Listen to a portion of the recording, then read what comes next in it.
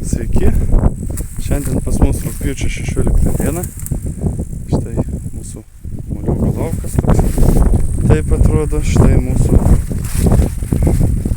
gražios pasislėpusios moliūgos. Atrodė, iš tos pusės nesimatė, bet jų yra iš tikrųjų jau daug. Važiavom truputį jau pasiimti moliūgų. Čia taip tokios nedidelės gan, sakyčiau. Ten pabaigoje dar video įdėsiu nuotrauką. Kokie jie dideli moliūgai. Pavyzdžiui, toks vienas iš nemažųjų. Paskui čia daug jų yra. Ir taip per visą lauką. Va, koksai guli. Ir va, tenai va guli. Va, ir žiūrėsim, koks bus iš jų pats didžiausias jau pabaigoje. Šiaip porą nueisiu.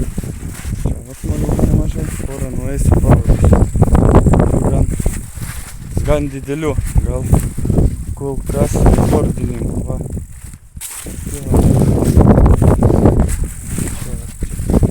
Čia netgi labai daug. Gan labai didelių.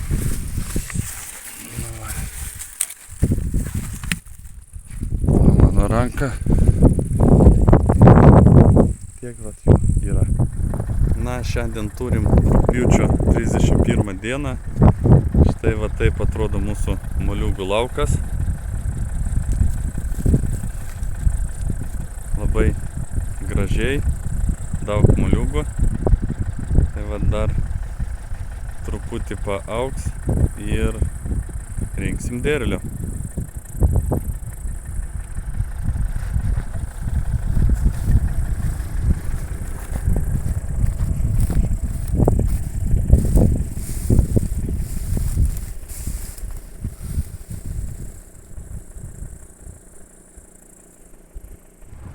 Sveiki mūsų draugai, šiandien pas mus jau yra 14 rugsėjo 14. Po truputį jau šiandien pradėsim rinkti mūsų moliūgas, mūsų derliuką. Kaip matot, moliūgus visos aukštai, gražiai guli ir mes matom, koks pas mūsų derlius. Tai vat. Šiandien norim trupučiuką nurinkt. Iš pradžių rinksim mažesnės, paskui rinksim didesnės, nes yra iš tikrųjų labai didelės moliūgus kai kurios.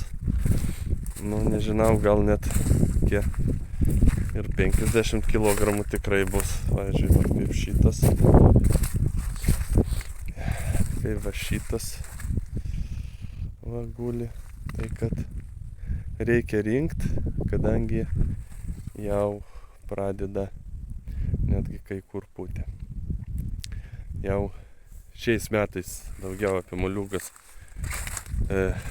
filmukų nebus. Tai kad jau sezonas baiginėjasi, tik tai liko nurinkti derlių.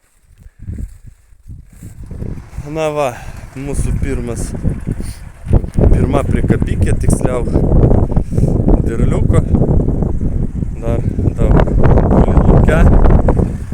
Tai vat, šių metų rezultatas toksai. Pažiūrėsim, ar gausis mums kažkur tai parduot.